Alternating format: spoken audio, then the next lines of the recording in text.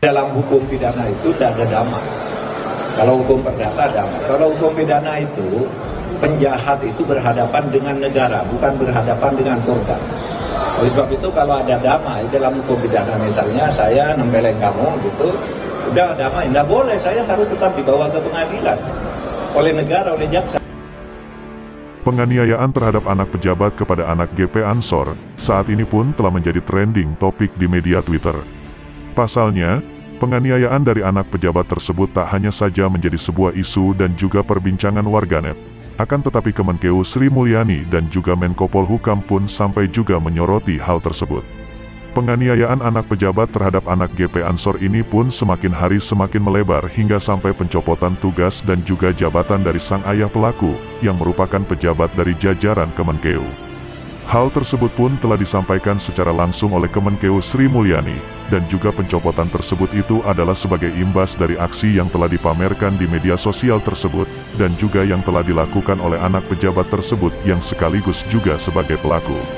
Namun Sri Mulyani pun menegaskan, bahwa hal tersebut dilakukan yang dikarenakan terkait dengan pelanggaran disiplin dan juga integritas. Sedangkan Menko Polhukam Mahfud MD pun juga sampai menyoroti soal hal tersebut dengan menulis dalam sebuah cuitan yang ada di Twitter, yang memperlihatkan sebuah artikel dari salah satu pemberitaan soal mengenai harta dari Rafael, sang ayah pelaku. Pelaku penganiayaan tersebut diketahui memiliki nama Mario dan korban bernama David. Mahfud MD pun menuliskan agar penganiayaan dari anak pejabat terhadap GP Ansor tersebut pun harus diproses secara hukum. Penganiayaan yang dilakukan oleh anak pejabat ini harus diproses hukum, tulisnya dalam cuitannya di Twitter.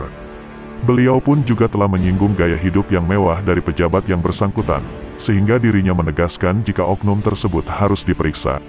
Secara hukum administrasi pejabat yang punya anak dalam tanggungan hedonis dan berfoya-foya harus diperiksa, lanjutnya dalam tulisan Twitter pada tanggal 23 Februari tahun 2023. Mahfud MD pun juga mengatakan bahwa penganiayaan itu sangatlah hal yang jahat sekali, di mana dalam video tersebut memperlihatkan bagaimana dari pelaku menganiaya korban yang sudah terbaring di jalan. Beliau pun juga menjelaskan dari perbedaan antara hukum pidana dan juga hukuman dari perdata yang kini telah menjadi banyak sorotan. Bahwa hukum pidana itu tidak ada damai jika dalam hukum perdata ada kata damai, ucapnya pada awak media. Beliau pun juga telah menegaskan bahwa seorang penjahat itu yang berhadapan dengan negara bukan berhadapan dengan korban.